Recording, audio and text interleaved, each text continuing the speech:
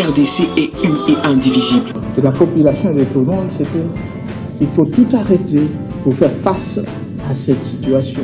Et que nous ferons de cette terre richement bénie un réel havre de paix, de prospérité et de progrès social.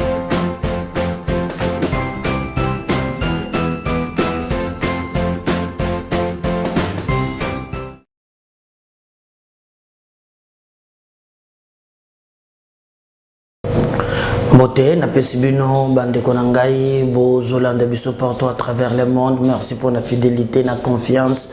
Bozali kopé sa MKBZ officiel, bozali ebélé partout à travers le monde. Bozola muka chaque jour, boza abonné. Nazomona comment bozali koyoke la biso. Eloke bongi na pesibino merci. Ndeko moko ye soki babandi ko pesa bato bazo pesa biso maboko comme ye aza professeur mo pesa leçon ono pesa ka bato wana mbote kaka na suka pourquoi pesa ka bango mbote avant émission ndeko na ngai nga mutu na sala émission tina makambo ya kolo opia kanga pe rien si même bato na kolo bato na remercier bato baza de près ou de loin qui nous soutiennent. Vous savez ces gens là qui partagent vos émissions. Ces gens, Oyo Bazana droit, Yakoye Bisakaba, tout s'abonner, Landa, Salaboye, leur dire merci comme peu problème. Namone Bapa Nangamo Wazana Suisse, Namone Batu Bazana Norvège, Namone Batu Baza partout. Na remercier Bangote. Kakayo Moussano ka critique. Soutien Yaka na Likambu mon côté. Non, tout ça la capé quand même moi. Makambondenge kosala peu moi bien. Na boza ebele pour cet amour, en tout cas merci. Continue encore ya kosala ngo ebele. Bosenga batu mosusu vraiment ba s'abonner. Na kina Tunisie kuna ezoyinda ba étudiant noir bana problème. Depuis président na bango alobaki soki makambonini na moni Côte d'Ivoire atindi ba avion bazui bato na bango. Notre gouvernement aussi azali vraiment obligé ya ko tuluka keba tali situation ya ba étudiant na biso président ko na lobi oh non ba noir ba komi ko ya ebele na tendance ba changer population ya Tunisie donc Tunisie bazalaka ba mindele soko ba mindele ba mwindo ba komi ko ya mingi ba soko ba tu mwindo ba botaka mingi so comme ça ba tu mwindo ba loka ba mindele na ebele yo qu'un peu réflexion ya alors ça créer un peu tollé. To moni vraiment comme ko landela kabatu na moni ko to on parle même que président nyonso ya ba étudiant africain ba beta ki mabanga ba taki na goma soki akufaki soki ndenge nini que le gouvernement aussi ayeba na ko bongisa ya République démocratique du Congo alandele kam ya ba ressortissant au bazana mboka ya Tunisie azali pasi pe mawa. Tokobeta masolo na émission ya lelo ezali makambo ya coup d'état raté et donc la Belgique a fongoli enquête bande konangai na ebisaki bino mikolo yo koko nanga Sidonia bandaki koloba un adage qui disait mboka nangai kujimpuko de kujisalula kote mpuko ezali koyebana. Côté pour que ça n'anda komitongi agitation bandi to taki na bino na likambo ya député oyo no mwaka chuchu boyoka kino bakangi eti ba révélation bandi ko bimano boyoka siko stratégie na en place boyoka tanga mongo chuchu asali bakangi maladie la muki akomiko senga liberté provisoire nanu to pleke sata mwa mikolote ba député provincial na Goma batelemi wono biso ba député provinciaux toza d'accord pour le gouvernement na biso ya République démocratique du Congo asolana ba terroriste ya M23 sans pour autant ne pas condamner ba tuerie ba massacre Rwandais wana bazosala na mabele la biso te l'option levée gouvernement ya mboka na biso akende asolola na ba Rwandais ba sanguinaire pour ko légitimer maintenant buzoba oyo bango baza na kati ya kosala. C'est très grave ou un épisode ya mibale kaka na mikolo oyo elekaki po ba traître ngonga ekoki zamba bimisa bango polele pe ba congolais bayeba bango. Comme cela ne suffisait pas avant to makambo ya coup d'état bo na zotangela bino Olive pe à la muki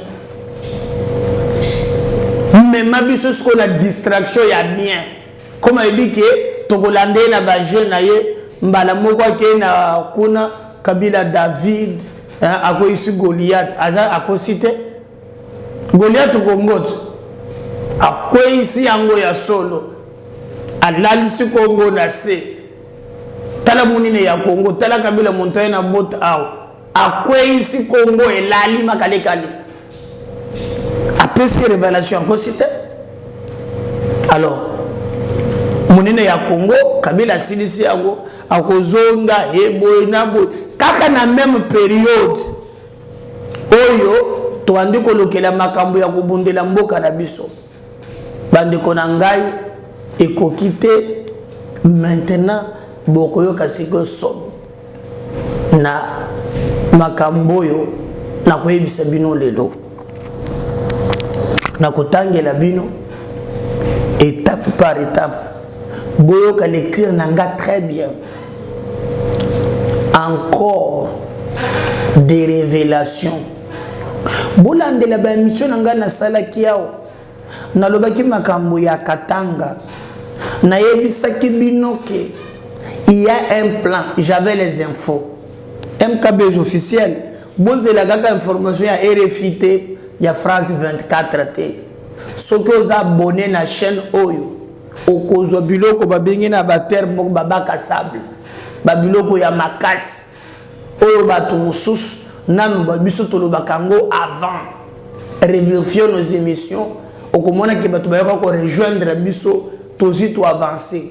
Je vous avais dit qu'il y a un groupe d'individus bazo sangana déjà na Katanga po bayebi ke muntu tel akokoka na ye kozala candidate pour nani azana lien te na Congo mais na mikolo elekaki comme Congo ezele Congo ya infiltration muntu nyonso avait droit na chapitre muntu nyonso avait droit à la parole babandaki kosala makambo ya ndenge na ndenge et aujourd'hui vérité ekomi koyebana pour la deuxième émission na kweli bino makambo ya États-Unis na Noel Chianye na kweli bino yango na nango na maboko na kweli bino vérité ngaye misheno ina salango pobo yeba vérité ya makambo zela kana Congo. Alors le complot ya Katanga et bandi ko bima mais onga na yebisaki bino bien avant. Belgique, des enquêtes ouvertes sur un présumé projet de coup d'État au Katanga. Les enquêtes indiquent que la radio-télévision belge de la communauté française, RTBF, sont liés à l'homme d'affaires belge Thierry Lakenski, spécialiste des gros hélicoptères de transport, arrêté le 13 septembre 2022 pour son implication supposée dans les commerces d'armes de guerre. Boyoki, na bandeli lisusu, abana développé.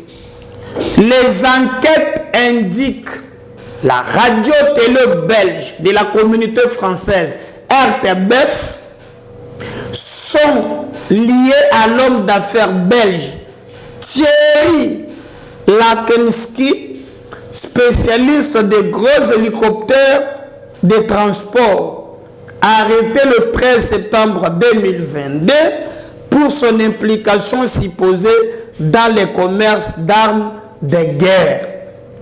Bakangi mutu moko bankete bandaki ko salama banda le 13 septembre 2022 mutongo Congo na yenan Thierry Lakenski azali spécialiste ya koteka ya komema ma hélicoptère na ba transport ya minene omoni alors aza un belge boyoka kote makambo ezoke et pourquoi bakangi ba mutrelu mwaka chuchu soki mwaka chuchu lelo réseau ezobi manapolele. Les enquêteurs se penchent principalement sur les activités suspectes figurant celles liées à des velléités du putsch en République démocratique du Congo.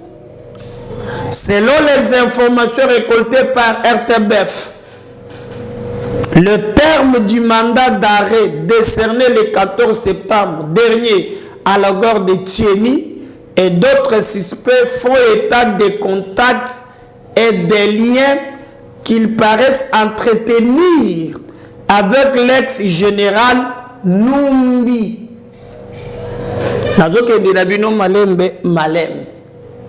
Lorsque Bakangié, banqueteur ya Belgique, babandi comme on a flou, Monsieur Thierry Oyo, balobi ke musala na ye ezali amemaka ye pona makambo ya transport ya ba grand hélicoptère, makambo ba transport na ba cha ya minduki wana musala na ye.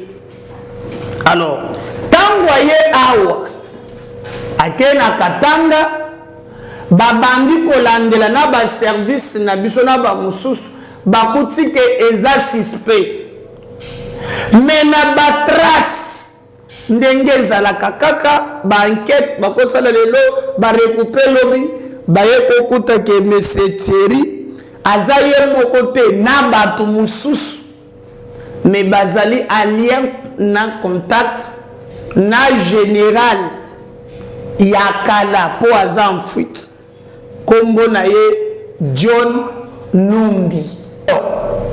Dans ce qui pourrait être un projet lié à un potentiel coup d'État organisé par le dit général proche du clan Kabila au Katanga, les premières lignes du mandat poursuit la RTBF mentionne aussi des démarches entreprises pour obtenir des cartes d'état-major du Congo, de la Zambie et du Zimbabwe à l'échelle de 1,25 000.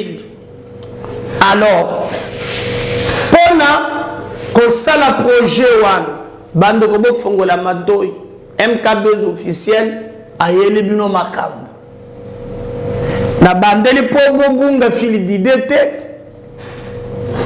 ezana ndeko moko Thierry, oyaza belge, musala na ye ezali transport ya ba hélicoptère ya minene na ba chadam alongwe kona aza mutu ya baku sal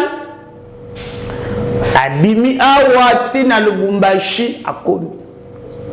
Mais comme les services bazalaki en alerte déjà en septembre 2022 bazo filer binelo parce que ba lema ekomi komona pa baye bakangiye mais na ba trace ba retracer ba kutika azaye mokote azape na batu mususu mais na batu mususu azana bango wana musana bango ezandenge nini ezali ya kosala coup d'état ko utiliser ba militaire bobo sanateke Numbi aza spécialiste à Babiloko wana.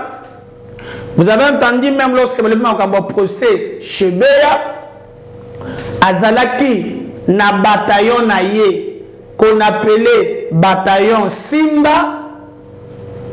Et d'ailleurs si nos techniciens bakozala na mémoire bakolakisa tokolokela bino vidéo moko po bolie makambo oyo nalakisaka bino na ndolo soldat moko ayaka kuna batinda ye ayaka po akende kotala baoyo bakangami aye na saku moko nete eza saki ya badokima ya basilabis nzoka na se ezalaka na baminduki. Et vous vous souvenez à l'époque bakanga même basoldat wana moko alobi ono naboyaki oyo ekomelaki président de la oyo ekomeli musée eya kokomela Faci. Oui. Donc John Numbi azalaka na bataillon na ye moko oyo na kati babenga yango bataillon Simba oyo ye moko aye bataillon Simba. Et c'est eza bataillon wana mutu esalaki même na opération ya Chebeya baboma ye sans tenir compte. Bazaka pe na ferme na bango moko soki ya Kadija soki Kadija oyo ezalaki na ba mitendi soki wapi au côté bakenda kokonda Chebeya. C'est dans cette logique que Thierry Yaouti Belgique maintenant pour la planification hein bolanda bien pour la planification aye bakoti suko na lien. Alors ils ont compris que ils ont tout un réseau bakokosala bango mon côté. C'est là où il y a maintenant l'implication balobi ya Zambie na ya Zimbabwe. Vous comprenez quelque chose? Zambie na Zimbabwe. Zambie pour nani?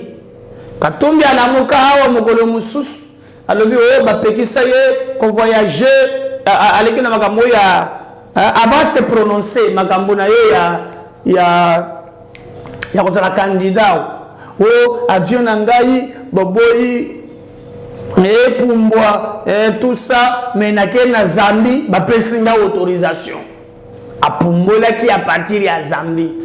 À chaque fois ce qui est yindi o ngana kena Zambie o Zambie o Zambie tchapa chodila kinangambwana.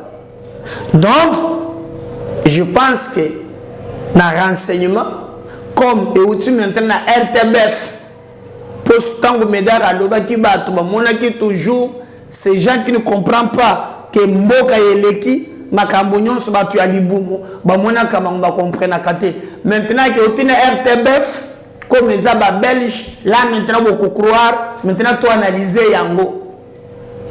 Ba Zambien, ou bien mboka ya Zambie, ils ont cité na likambo selon les plans ya Thierry.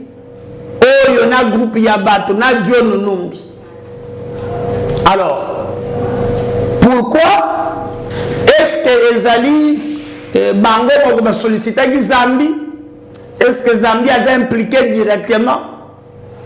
Quel est l'objectif? Et ça, le cas parce que lorsque vous avez bossé dans les camps, il faut que vous ayez une base arrière. Hein? Sur le Batouana, tous ces sanguinaires, mais parce que Rwanda, Andimias, a la base arrière na bango.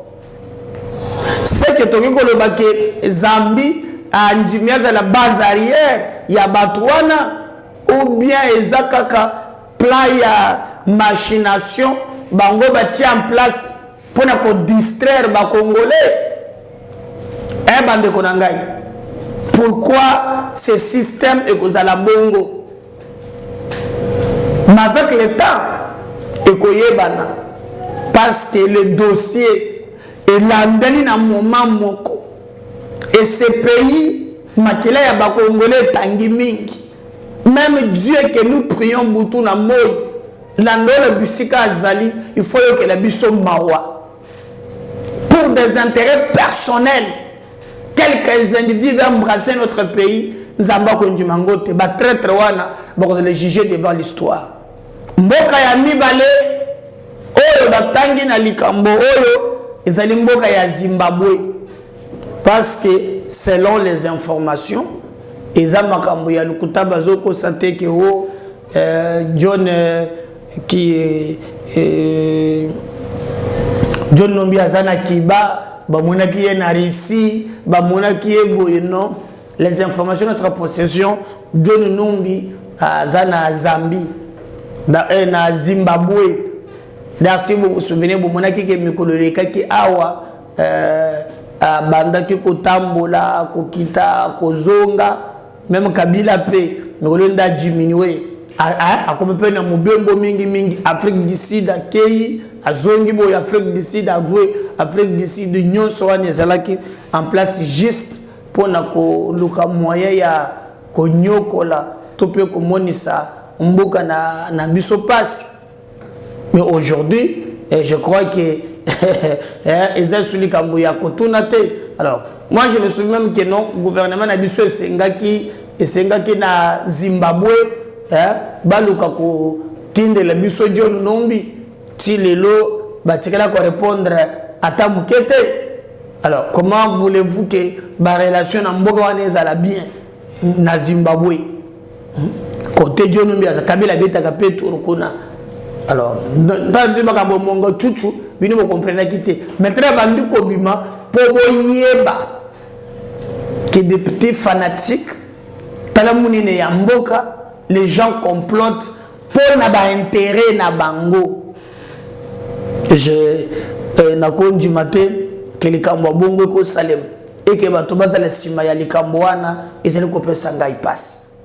Ezali ko pesa ngai passe. Mais bande ko ngai, je vais continuer. Selon le média belge Thierry Lakemiski par la voix de son avocat. Donc, tango bakangiye, Thierry P. a eu avocat naïe.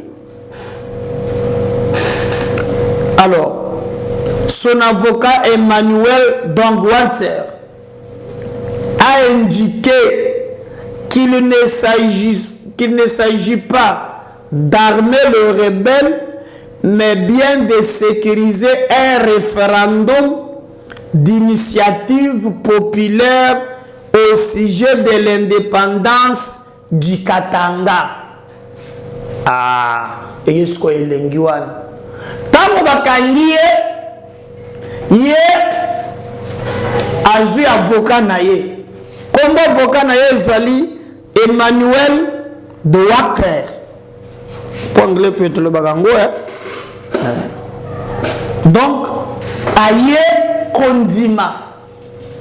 Alobi bino bokangi biso bolobi ke tozana minduki tozopesa ba rebelle te biso tozopesa ba rebelle minduki te mais biso il y a un projet balingi bakomisa Katanga pays siko biso toyepo to sécuriser référendum moko ko salema pote Katanga ezala un pays. Vous comprenez? Vous comprenez? Bakani bango avocat naye à reconnaître malobi bango baye na mindu ki na planté ya koya koluka ke bakabola te bango baye pour qu'on puisse sa rebelle makasité mais bango baye pote na Katanga y a déjà projet moko ya référendum ne la populaire siko bango baye na manduki po ba sécuriser siko banane dans un pays où il y a l'état bino moke ko sumba manduki bana bazasi balikambo wana siko ba réunion na yebisaka bino que j'ai des infos na senga ki ba service ba yeba ke il y a un plan.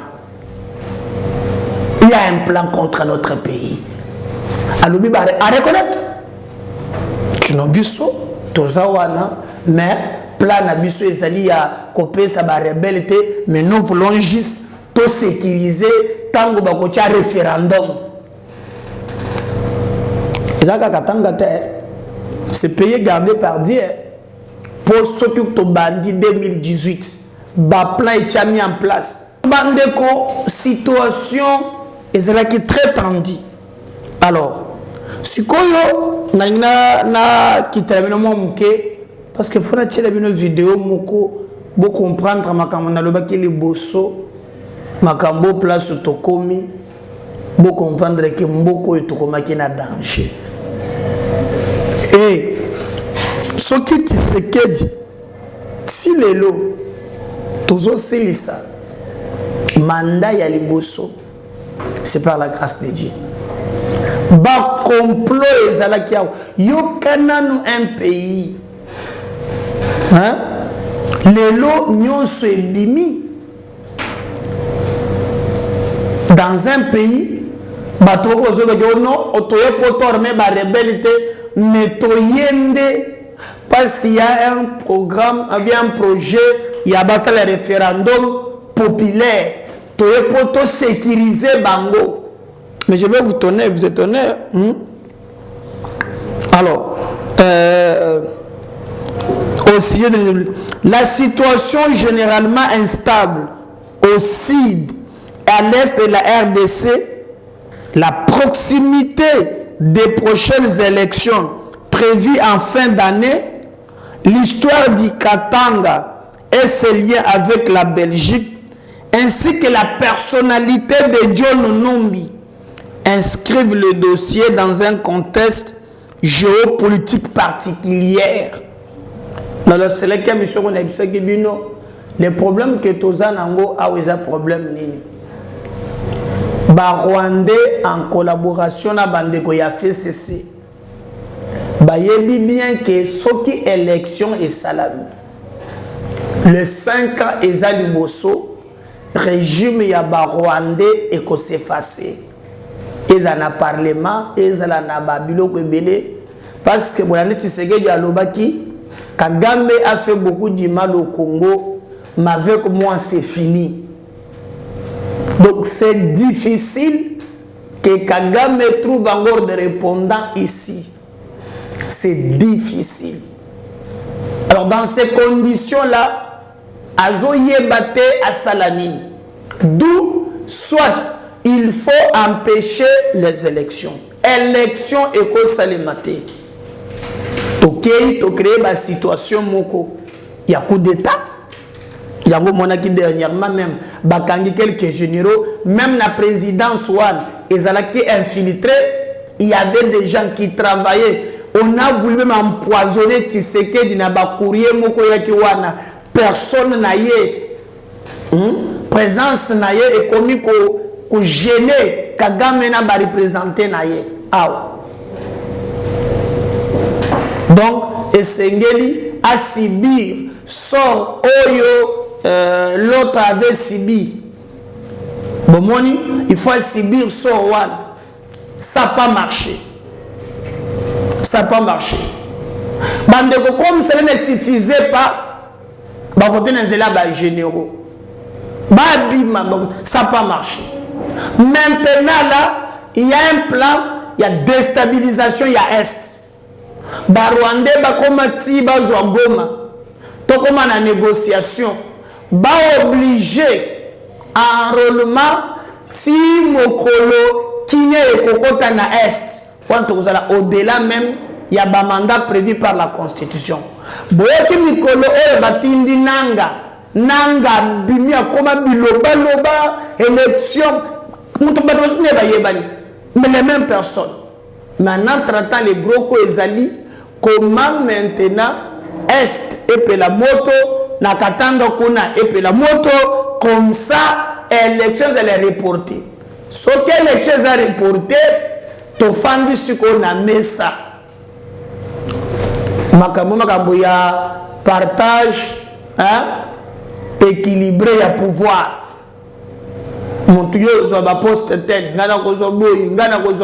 C'est ça le schéma au bazo mener la biso.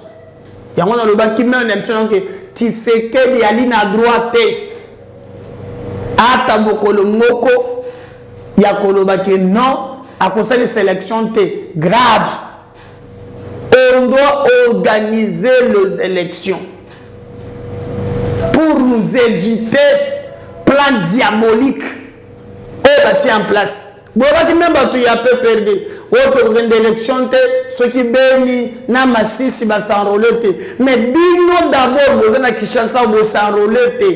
Quel est l'intérêt que bino boza nango ya koloba ki na masisi ba s'enrôler? Boza concerné te na processus électoral. Ya Ngusi Roche. Lelo boyoki ya Katanga, makambo ya Katanga. Bino boza surpris, lelo po boyoki. Mais na sala ki bandeko basango na nango ya Katanga. Deuxième partie, na ko continuer na bino. Boyoka maintenant quel est le vrai enjeu? Et il y a des qualités diaboliques contre notre pays. Mais ce qui n'a zongi sim, bazotela na Katanga. Mais ce qui n'est pas Kinshasa, je vais vous rafraîchir la mémoire. Napla Obachaki en place. Bobosani yango makambo basibatu batubela kibino. Botala tango bakangaka batu ya John Numbi bazalaka na ndolo, batu ya batayo Simba, il y a eu un plan d'attaquer même Kinshasa. Toujours les généraux. Moi je pense que ces enquêtes balande la armée ba coupable tout peut ba complice bazali moi mingi et sengeli ba samba oui botala makambo moko ele kaka na ndolo botala plan balenga ki batia pour justifier oyo bomone bimilelo mboka oyo nzamba bateli yango tokokende élection mabe moko ko sale mezate TV za radio te. Ensuite ça, on revient juste après. Passé, effectivement, c'était dans la deuxième quinzaine du mois de juin, vers la fin du mois. Je n'ai pas la date avec moi. J'ai vu le général venir à la prison, comme toujours, accompagné de son gars de Dicor. Cette fois-là, son gars de Dicor transportait 2 sacs, l'un de couleur rouge, l'autre de couleur noire. Lorsqu'il est entré au bureau, je me suis levé, je l'ai salué respectivement. Il me dira ceci: commandant, je viens avec ces colis qui appartiennent au détenu Kenga Kenga. Oui. Tu pourras les lui remettre.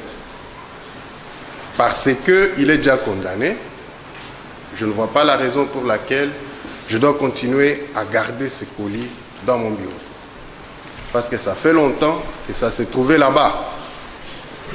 Alors, voilà pourquoi je suis venu avec, pour que tu puisses les lui remettre. J'ai dit à vos ordres, mon général, mais de toutes les façons, avant de lui remettre ces colis, ça va passer par la fuite, en présence de son avocat. Il me dira, ok, ça va, il n'y a pas de souci.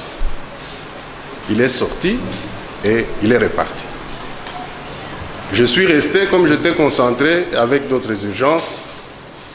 Lorsque j'étais un peu dégagé, j'ai contacté le chef de détention, l'un de mes collaborateurs. Je lui ai dit, voilà, tu vas faire parvenir ce message à Christian Kenga Kenga, comme quoi le général Baseleba venait de déposer ces 2 colis ici chez moi. Mais de toutes les façons, il doit informer son avocat pour qu'il l'assiste les jours que nous allons déballer ensemble les colis pour découvrir les contenus. Le message est parvenu bel et bien aux détenus concernés. Mais il s'est fait que son avocat n'est pas venu rapidement. C'est lui qu'on attendait d'ailleurs. 1 jour, 2 jours, 3 jours, il n'est pas venu. Mais, brusquement, c'est le lieutenant magistrat Niembo qui se présentera un samedi vers 9h-10h. Il arrive, il s'annonce, il dit non. Il venait de la part de Kenga Kenga, qu'il a contacté, pour qu'il l'assiste à la restitution de ses effets qui étaient déposés auprès du commandant. J'étais surpris, j'ai dit non. Mais moi, j'attendais l'avocat. Comment le lieutenant magistrat peut venir en lieu et place de l'avocat? Mais qu'à cela ne tienne, qu'il s'approche. Il est venu. J'ai signalé aussi à mes collaborateurs qui étaient sur place, en l'occurrence le chef de détention, l'OPJ, le chef service social et le chef de bâtiment du détenu concerné, pour qu'ils viennent ensemble, qu'on assiste au déballage des colis qui se trouvaient au bureau. Alors, ces collaborateurs sont arrivés, ils se sont installés au bureau et j'ai fait venir le chef de bâtiment en dernier ressort, accompagné du détenu concerné. Lorsqu'ils sont arrivés au bureau, j'ai pris la parole, j'ai dit que voilà, on est là pour découvrir ensemble ce qui s'est trouvé dans les colis que le général était venu déposer. L'OPJ s'est tenu debout, il a pris le premier colis, le premier sac de couleur noire.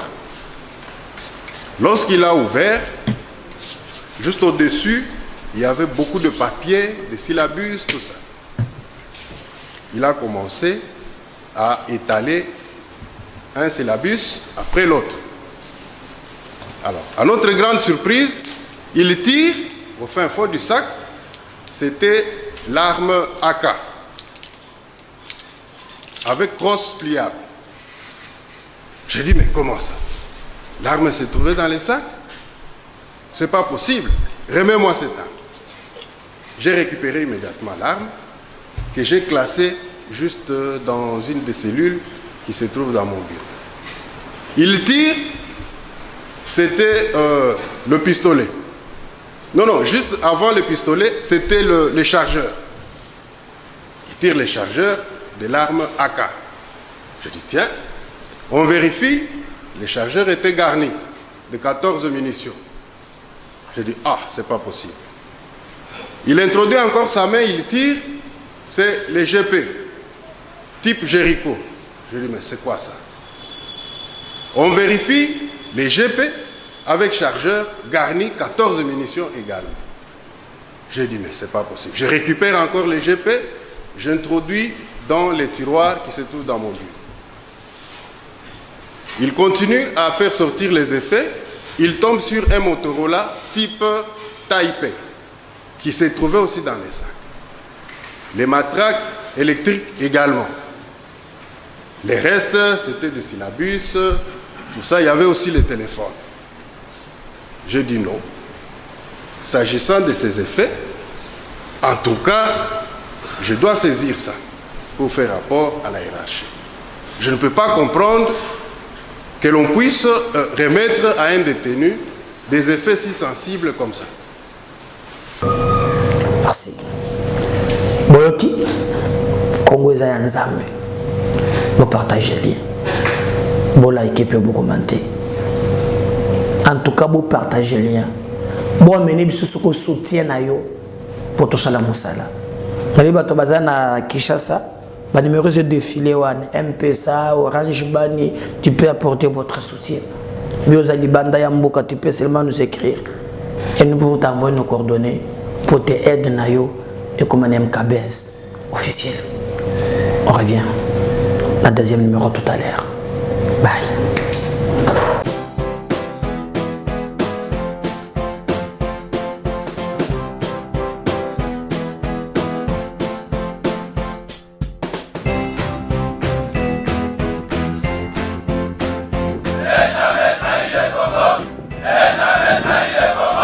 La RDC est une et indivisible. De la population de tout le monde, c'était il faut tout arrêter pour faire face à cette situation.